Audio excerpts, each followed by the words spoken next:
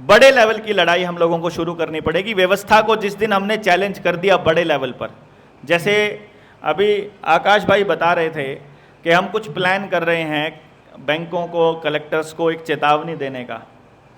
बस ये समझ लेना कि जिस दिन आपने सरकार को झुकाने की और प्रशासन को झुकाने की प्रक्रिया चालू कर दी ना, उस दिन से आप सीधे टारगेट पे आ जाओगे। अगर सीधे टारगेट पे आओगे तो वहां से सिर्फ आपको दो ही चीज बचाएंगी, एक आपका आत्मबल जो कि केवल ईमानदारी से आएगा, और दूसरा आपका जन बल जो कि आपको जनता सरकार मोर्चा से मिलेगा या बाकी समाज से मिलेगा। तो अपने जन बल को बढ़ाने की प्रोसेस को चालू कर दो। एक एक आदमी के पास कम से कम 20-20 लोगों की टीम होनी चाहिए, समझ गए ना। और आने वाले टाइम में आपको वो हिसाब लेना है सुप्रीम कोर्ट के उस आदेश का जो कि झारखंड और बिहार और उड़ीसा के मामले में सबसे परफेक्ट बैठता है। छत्तीसगढ़ भी उसमें शामिल है, जहां जहां भी प्राकृतिक संसाधन है, चाहे माइनिंग है, चाहे कोयला है, सोना है, बॉक्साइट है या जंगल हैं, उन सारी जगह पर आपको मालूम है सुप्रीम कोर्ट के आदेश के मुताबिक माइनिंग से जितना भी सामान निकलता है, जो भी खनिज पदार्थ निकलते हैं, उन सब के ऊपर इस देश के लोगों का अधिकार है। पता है आपको ये बात? नहीं पता ना? वो क्या करते हैं, गेम खेलते हैं, वो आपको जानकारी नहीं देते हैं, इसीलिए आपको अनपढ़ रखा जाता है, इसीलिए आपको अनजान रखा जाता है, इसीलिए आपको ऐसी पढ़ाई दी जाती है कि आप कोचिंगों के पीछे भागते रहो और असली पढ़ाई को आप जानो ही ना। ये प्राकृतिक न्याय भी है। प्राकृतिक न्याय क्या कहता है कि जिसकी जमीन है उसमें मिलने वाले सामान का अधिकार तो उसी का होगा। अभी ये चाल खेली सरकार ने, उन्होंने कहा भाई फिर तो इसका मतलब किसान ने पूछ लिया उससे, तो फिर तो भैया जो फसल हम उगाते हैं फिर तो सरकार का अधिकार हो जाएगा।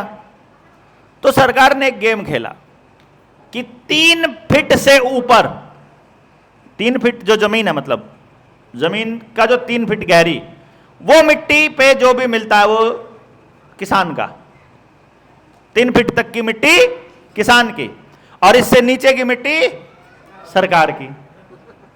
ठीक है। फिर खेला कि अगर वहां कोयला मिल गया, सोना मिल गया, तेल निकल आया, पानी निकल आया या कुछ भी निकल आया तो वो सरकार का, लेकिन वहां चरस निकल आई तो किसान की। समझ गए ना? मतलब वहां अगर नशा का कोई पुड़िया मिल जाएगी तो उसमें तो किसान फंसेगा, और वहां सोने का टुकड़ा मिल जाएगा तो वो सरकार ले जाएगी। है ना दोगली नीति? या तो सारा ही सरकार का हो या सारा ही हमारा हो भैया। अच्छा, तीसरी बात, जब सुप्रीम कोर्ट ने यह आदेश दे दिया कि भाई जिसकी जमीन है उसी का अधिकार है।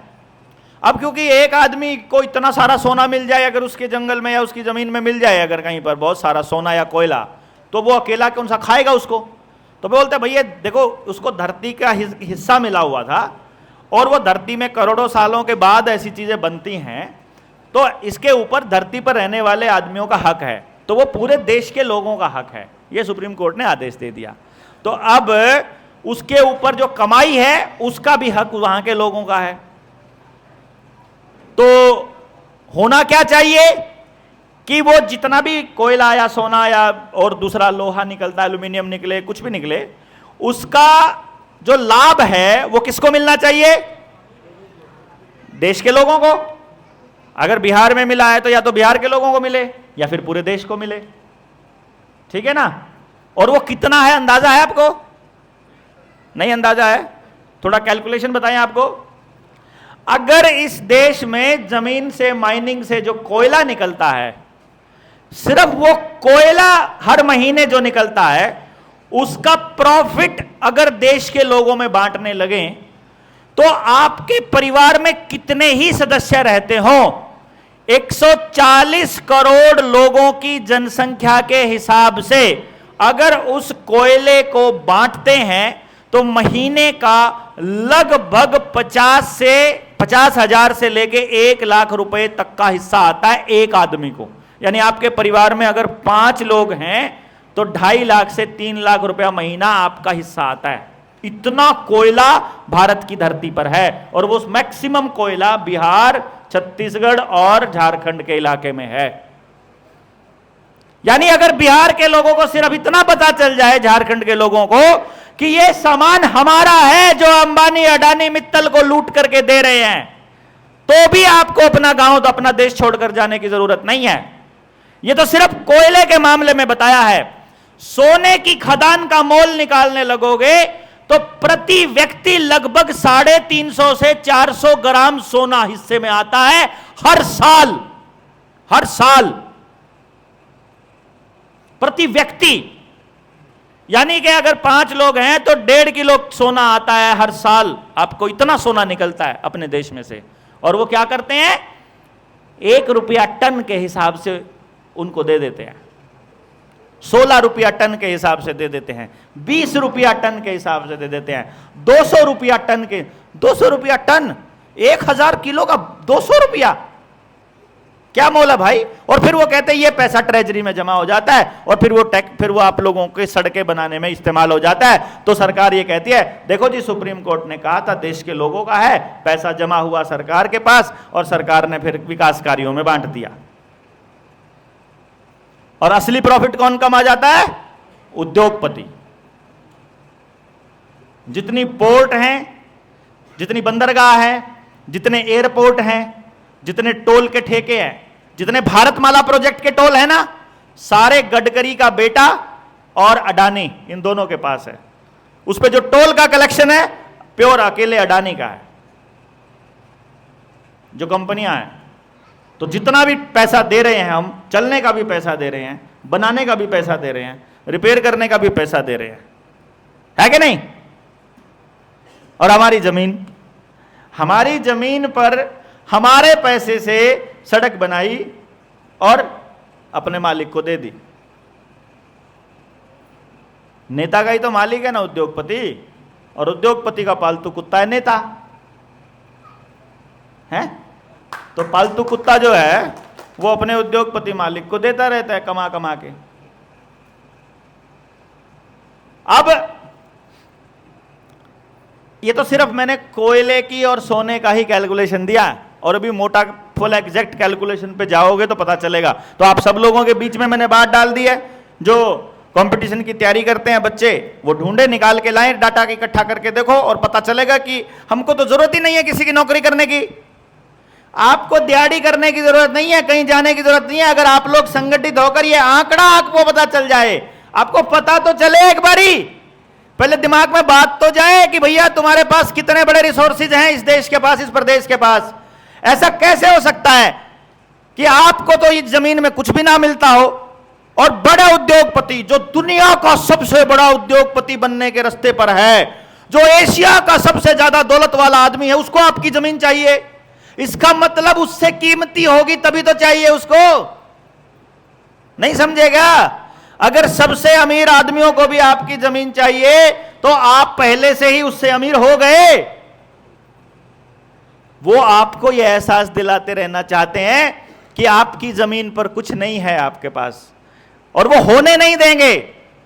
आप क्योंकि सारे के सारे संगठित नहीं हो, आप सारे टूटे हुए हो। जितने भी लोग बैठे हैं सब्जी के लिए, सारे के सारे मार्केट को पैसा देते हैं,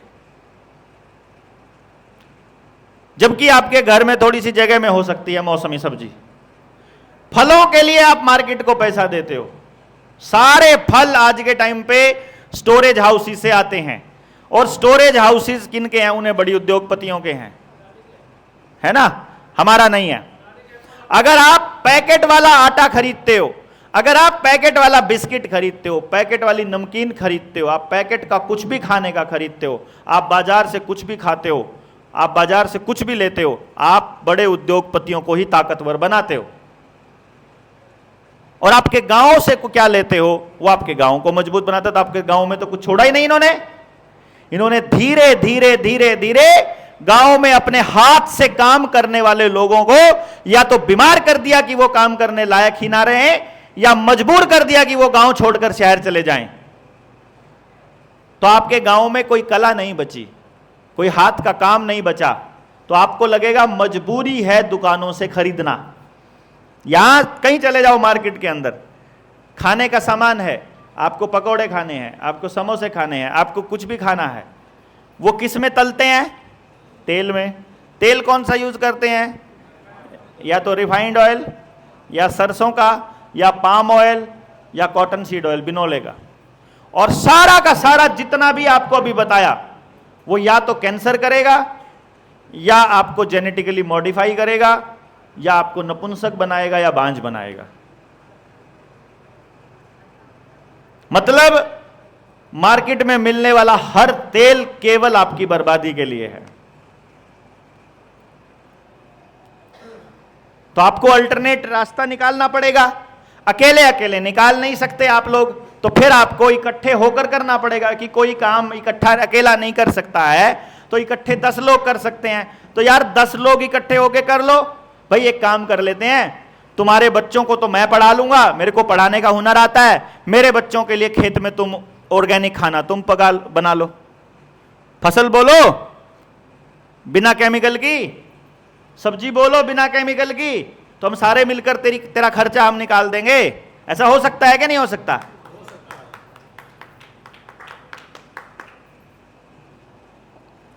तो ऐसी सोच देने के उद्देश्य से जनता सरकार मोर्चा बना है। पहले आपको हम ट्रेंड करेंगे, पहले एजुकेट करेंगे। एजुकेशन आपको पता होनी चाहिए, आपको पता होना चाहिए कि आपके साथ क्या क्या षड्यंत्र चल रहे हैं, पैदा होने से लेकर और मरने तक, और सुबह से लेकर रात तक। आप अपनी एक्टिविटीज की लिस्ट बनाइए, कोई भी लिस्ट, कुछ भी बनाइए। मतलब उठ के आप सबसे पहले क्या क्या करते हो? आप मंजन करते हो कि आप ब्रश करते हो? देखो कमाल की बात, यहां पे कैलकुलेशन हो जाएगा। आप मंजन करते हो कि ब्रश करते हो? अगर आप मंजन करते हो तो आप प्रकृति को लाभ पहुंचा रहे हो, आप अपने आप को मजबूत कर रहे हो। लेकिन अगर आप ब्रश करते हो तो आप कंपनी को मजबूत करते हो। ठीक है?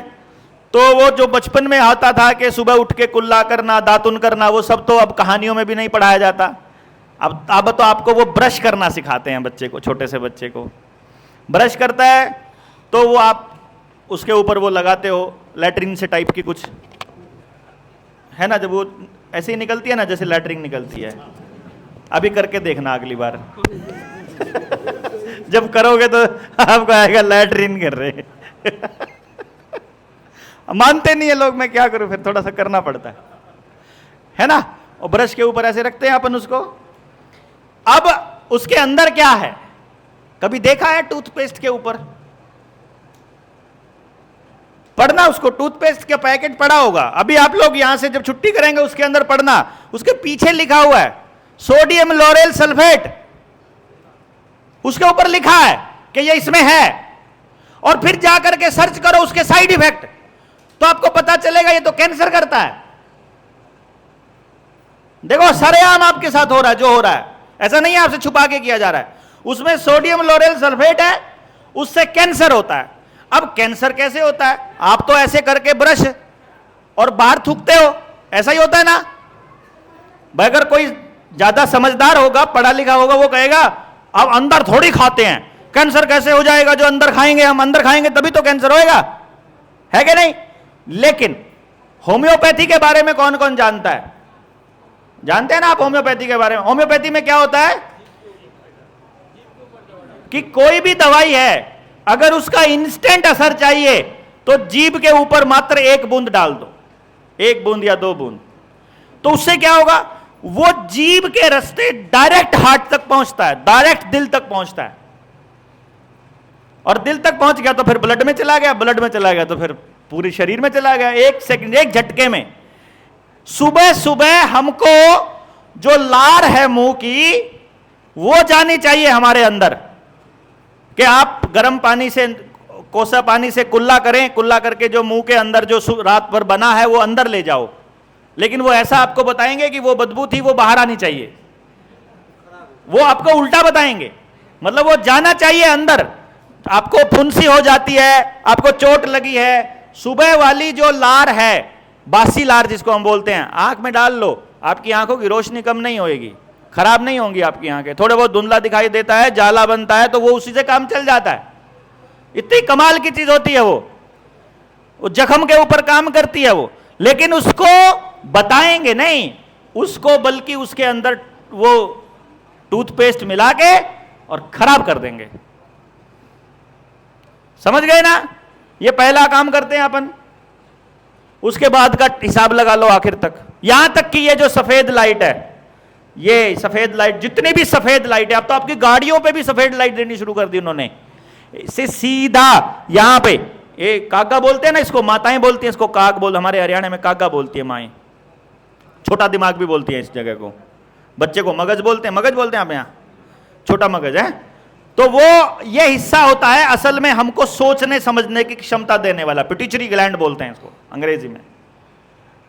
ये चीज पे सीधा अटैक होता है इसका, ये नाक के जरिए और आंख के जरिए जो चीज जाती है उसका असर होता है सीधा वहां। इसीलिए हम लोग शुद्ध हवा में रहना चाहते हैं। आप लोग जैसे इस कमरे में बहुत ज्यादा लोग हो गए ना, अगर यहां हवा साफ नहीं रहेगी, क्योंकि आप आदमी ज्यादा है और जगह कम है, तो उस वजह से क्या होगा, आपके ऑक्सीजन नहीं मिलेगी पूरे दिमाग को, तो आपको नींद आने लगेगी। अभी सुस्ती आने लग गई होगी आपको ना, वो इसी वजह से है सुस्ती, कि आपको ऑक्सीजन पूरी नहीं मिल रही है। समझ गए बात? तो ये जो लाइट है, आपने देखा होगा ना, आगे से अगर कोई नई गाड़ी वाला आ रहा है, नई गाड़ी जिसकी है, जिसकी व्हाइट उसके ऊपर लाइट लगी है, सीधी लगती है, वो एकदम चुभती है। जो सेंसिटिव आदमी है उसको सीधी चुभती है। वो जो पिए रहता है, जो नशे में है, पैसे के, पावर के, उसको नहीं पता चलता क्या हो रहा है क्या नहीं हो रहा है, पागल होता है। लेकिन जो थोड़ा सोचता है उसको एकदम चुभती है वो। ये व्हाइट लाइट इतनी खतरनाक है। ये अमीर लोग कितने बड़े, देखो जितना कोई बड़ा सा रेस्टोरेंट जाएगा किसी बड़े, उसमें येलो वाले बल्ब मिलेंगे आपको, पीले वाले। जो पीली लाइट है वो फिर भी ठीक है, जैसे दिए की जो लाइट होती है, जो कैंडल की जो लाइट है ना, दिए की जो लाइट है, वो जिस कलर में वो होती है वो ठीक है। इससे व्हाइट हो जाएगी तो वो खराब है। तो इन्होंने आपको ट्यूब लाइट्स दी। समझ गए हैं? ट्यूब लाइट के बाद एलईडी तो और खतरनाक हो गई ना। ये ट्यूब लाइट थोड़ी खतरनाक है और वो जो एलईडी है वो महा खतरनाक है? बिजली का बिल कम आएगा, लेकर आओ हिसाब किताब। जब बल्ब 100 वाट के बल्ब थे, 200 वाट के बल्ब थे, तब तो कुछ बिल नहीं आता था। और अब 10-10 वाट की लाइटें आ गई हैं, अब आपके 3-3 हजार के बिल आते हैं। 9 वाट का भी आ गया। समझ गए ना? ये बिजली का बिल के चक्कर में नहीं है। और अगर आप बिजली के बिल पे आएंगे, अगर मोर्चे से जुड़े हैं, तो आने वाले वक्त में आपको पता भी चलेगा भाई कि ये तो मैंने ब्रश का एग्जाम्पल दिया। फिर आप देखिए, मान लो आपको पेशाब करना है, बाथरूम करना है, सबको पता है कि वो बैठकर करना चाहिए। और बैठकर भी जो पोज हमारा दूध निकालते वक्त होता है, गाय का दूध निकाला किसी ने? किसने निकाला है? भैंस का, गाय का, मतलब कोई भी। अच्छा, एक पंजे पर बैठ करके निकालते हैं ना, वो सबसे बेस्ट पोज होता है। ठीक है? वही जो पोज है वही बाथरूम के लिए होता है। लेकिन इन्होंने क्या किया, बस स्टैंड पे, रेलवे स्टेशन पे इस तरह के यूरिनल बनाए कि हमको खड़ा होकर करना पड़े आदमी को। है कि नहीं? आपका खाने का, आपका मूतने का, हगने का, ब्रश करने का, खेती करने का, रोटी बनाने का, बच्चे पैदा करने का, शादी करने का, जीवन जीने का, पढ़ने का, नौकरी करने का, काम करने का, आपकी हर चीज का तरीका इन्होंने बिल्कुल उल्टा कर दिया। बिल्कुल उल्टा। पैदा होने का भी यही कर दिया। अब तो कट के निकलते हैं बच्चे बाहर। अब पैदा कहां होते हैं? है ना, सिजेरियन होते हैं ना। अब तो सिजेरियन होते हैं, सी सेक्शन। नॉर्मल का तो गेम ही खत्म कर दिया। इधर से आप मीठा है, आपको अपना क्लेसर का, अपने कोलू का गुड़ नहीं मिलेगा, आपको इनकी सल्फर वाली चीनी खानी पड़ेगी। नमक में भी आपको इनके वाला आयोडीन वाला खाना पड़ेगा, आप रॉक साल्ट नहीं खा सकते। सब्जी भी इनको स्टोर वाली, इनके स्टोर वाली और जेनेटिकली मॉडिफाइड खानी पड़ेगी, आप अपने मौसमी नहीं खा सकते। कपड़े भी आपको अपने खुले डुल्ले जो हमारे पारंपरिक परिधान है वो नहीं पहनेंगे, इनके वाले सलवार कमीज पहनेंगे, जो ये कुर्ते पजामे वाले, ये पेंट कमीज वाले, है ना। मतलब पूरा का पूरा स्ट्रक्चर बदलने की तरफ इन्होंने काम किया। इस पे हम लंबी चर्चा करेंगे, रविंदर भाई हैं वो इस पे पूरी डिटेल में आपको कल भी बताया होगा उन्होंने काफ़ी सारी चीज़ें इसके बारे में, और भी ये चर्चा लंबी चलेगी। मैं समझता हूँ कि अभी हम लोग इस यात्रा को ऐसा माने कि अभी हमने शुरू किया है, आज हम नॉलेज लेना शुरू करेंगे, जो जो बात समझ में आएगी उस पर अमल करते जाएंगे।